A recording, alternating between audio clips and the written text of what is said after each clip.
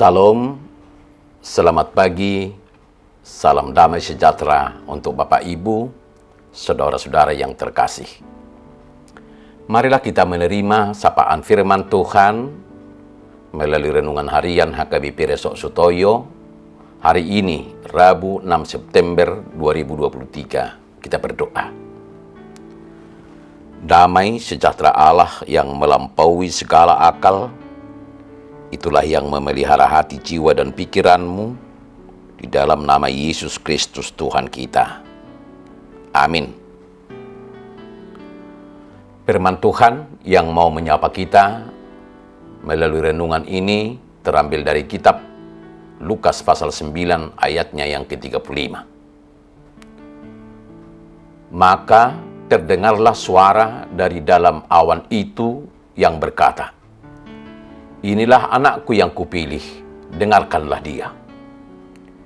Dalam bahasa Batak Toba, jadi makuling masada suara siano buni madok, odo anakku na terpilih, tangiho kamu may bana.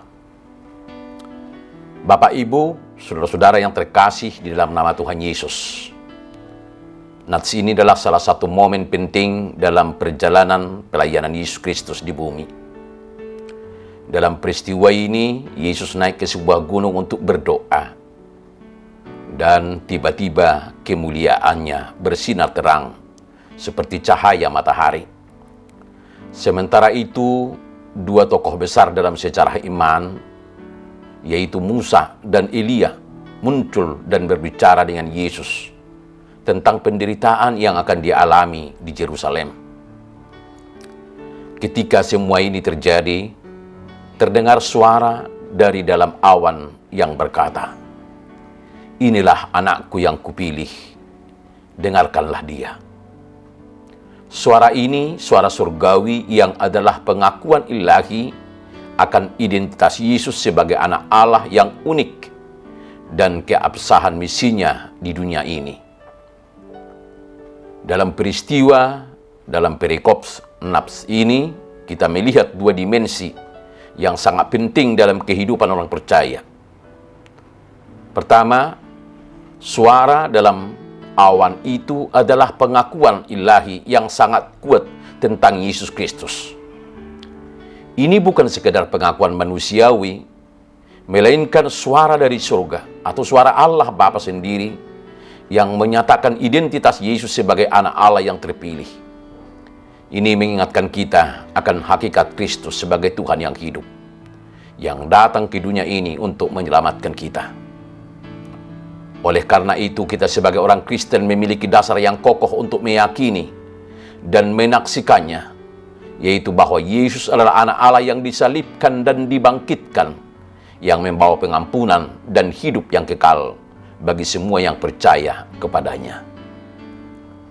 Kedua, perintah untuk mendengarkan Dia atau mendengarkan Yesus sangat penting. Ini bukan hanya tentang mendengarkan kata-katanya secara fisik, tetapi lebih dalam lagi, yaitu tentang mendengarkan dengan hati dan jiwa kita. Kita diajak untuk menghayati ajaran-ajarannya, meresapi nilai-nilainya, dan mengikuti serta melakukannya dalam setiap langkah kehidupan kita. Yesus adalah sumber kebijaksanaan, cinta, dan kebenaran. Dan dengan mendengarkan Dia, kita membangun fondasi yang kokoh bagi hidup kita. Ini berarti hidup sesuai dengan prinsip-prinsip kasih, pengampunan, dan pelayanan yang Dia ajarkan. Bapak Ibu, saudara-saudara yang terkasih dalam nama Tuhan Yesus, bagaimana renungan ini dapat diaplikasikan dalam kehidupan sehari-hari kita? Pertama-tama, kita harus senantiasa mengenali dan mengakui Kristus sebagai Tuhan dan Juru Selamat kita. Ini harus menjadi dasar yang kuat bagi iman kita, sehingga kita tidak goyah dalam menghadapi tantangan dan pergumulan dalam hidup. Kedua, kita harus selalu dengar-dengaran akan Yesus melalui firman-Nya.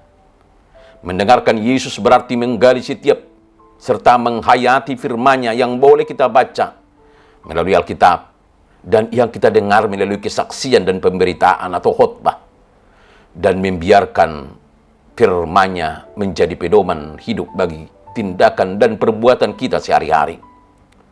Ataupun kita dapat merenungkan dan mengevaluasi hidup kita dengan mengajukan pertanyaan seperti, bagaimanakah saya dapat menerapkan prinsip-prinsip kasih dan pengampunan dalam hubungan saya dengan orang lain? Atau bagaimana saya dapat hidup sesuai dengan nilai-nilai kerajaan Allah dalam pekerjaan dan pelayanan saya? Bapak, Ibu, saudara-saudara yang terkasih di dalam nama Tuhan Yesus. Selanjutnya, dengan memaknai nats ini, kita diingatkan untuk selalu bisa berhubungan yang erat dengan Tuhan. Berdoa adalah cara kita dapat mendekatkan diri kepada Allah dan mengalami kemuliaan serta panduannya dalam kehidupan kita.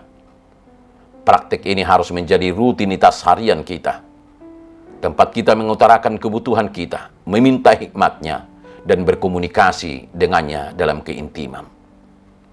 Selain itu, kita harus mengimani bagaimana Tuhan dalam perjanjian lama dan perjanjian baru mengajarkan kita bahwa iman kita adalah bagian dari rencana penyelamatan Allah yang lebih besar. Ini menunjukkan pentingnya melihat iman kita sebagai bagian dari sejarah iman yang lebih besar, yang dimulai dengan janji kepada Abraham sampai kepada Yesus Kristus dan berlanjut hingga saat ini.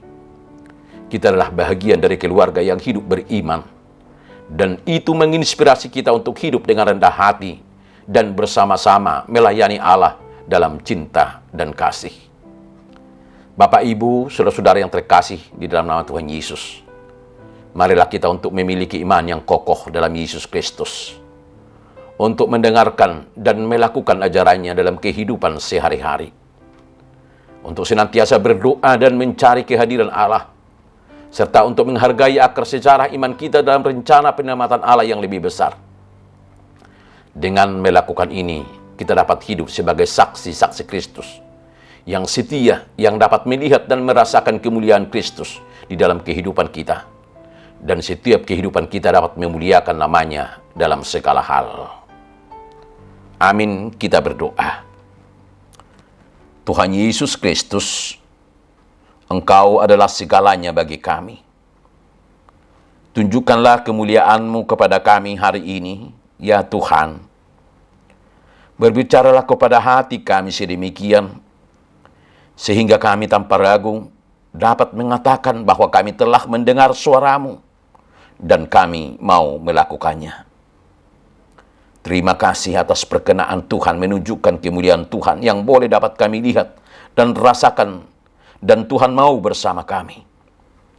Terima kasih ya Yesus. Terpuji dan dimuliakanlah nama-Mu sampai selama-lamanya. Amin.